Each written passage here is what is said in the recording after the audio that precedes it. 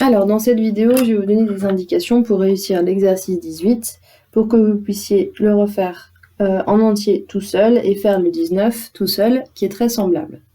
Alors, dans l'exercice 18, on a deux droites sécantes en F, nous dit l'énoncé, et des droites parallèles, ce qui veut dire qu'on va pouvoir utiliser le théorème de Thalès. Ce qui veut dire aussi que, ici, j'ai deux triangles, donc l'un est l'image de l'autre par une homothétie. Ok, donc les deux triangles, ce sont les triangles EFG et IFH. Ok, donc l'homothétie, elle est forcément de centre F.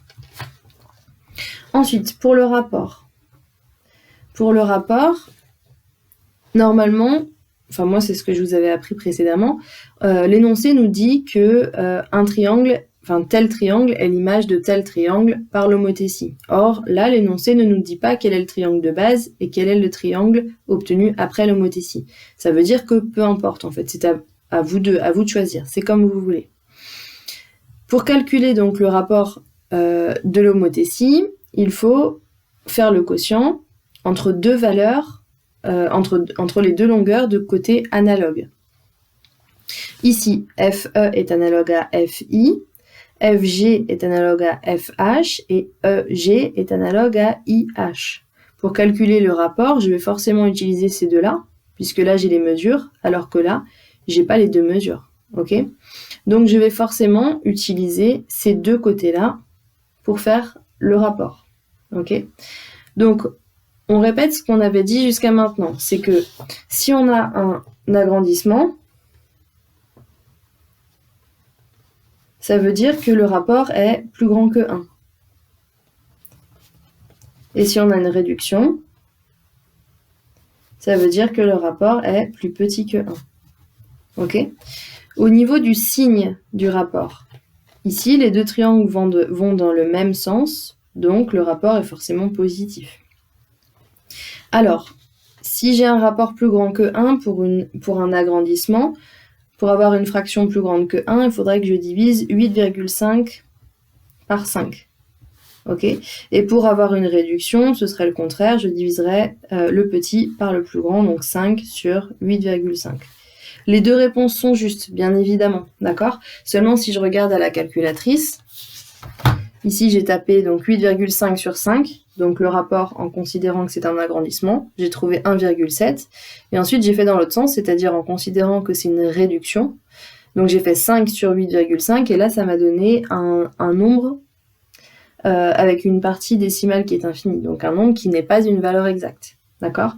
Donc je vais garder celui-là, comme ça je mets égal 1,7.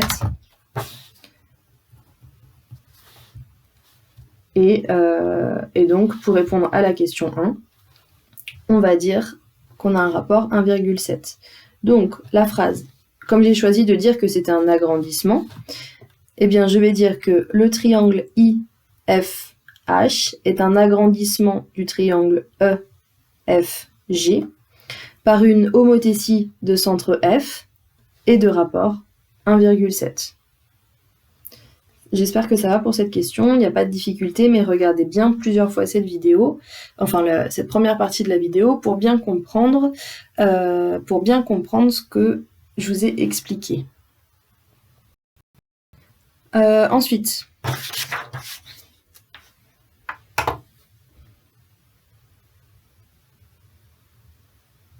pour la partie B, on veut calculer les mesures FI et FH. Donc ça, je répète, je ne vais pas tout faire avec vous, mais je vous donne les indications.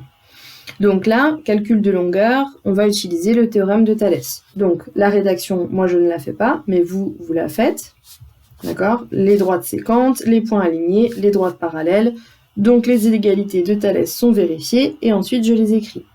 On a dit que les égalités de Thalès, elles partent du point d'intersection des droites sécantes, donc du point F. Et ensuite, on a dit qu'on faisait petit sur grand égale petit sur grand égale petit sur grand. Donc, FE sur FI égale FG sur FH. Donc là, je répète ce que je vous ai dit dans la leçon. J'ai bien le point F qui apparaît 4 fois. Et ensuite, le dernier quotient, c'est EG sur IH. parce que là c'est EG sur IH. Donc j'ai écrit les égalités et maintenant on remplace.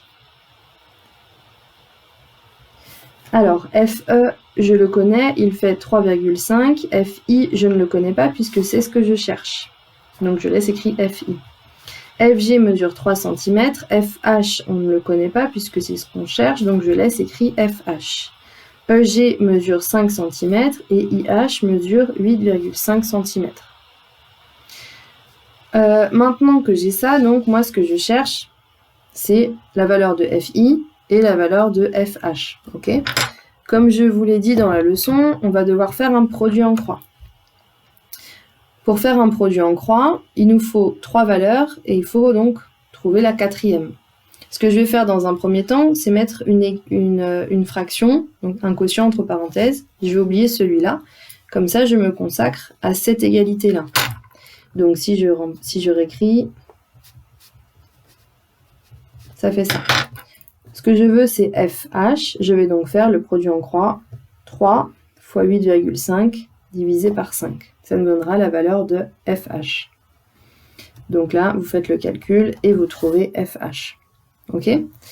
Ensuite, pour trouver FI, je vais réécrire pour que ce soit plus clair. Je réécris tout ça. Donc 3,5 sur FI égale 3 sur FH égale 5 sur 8,5. Encore une fois, je vais mettre un quotient entre parenthèses. Et là, celui que je vais mettre entre parenthèses, c'est celui du milieu. D'accord ? Comme ça, je vais me servir de celui-là. Ok ? Donc là, j'ai 3,5 sur FI égale 5 sur 8,5.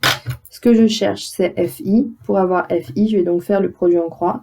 3,5 fois 8,5 divisé par 5. Et je trouve la valeur de FI.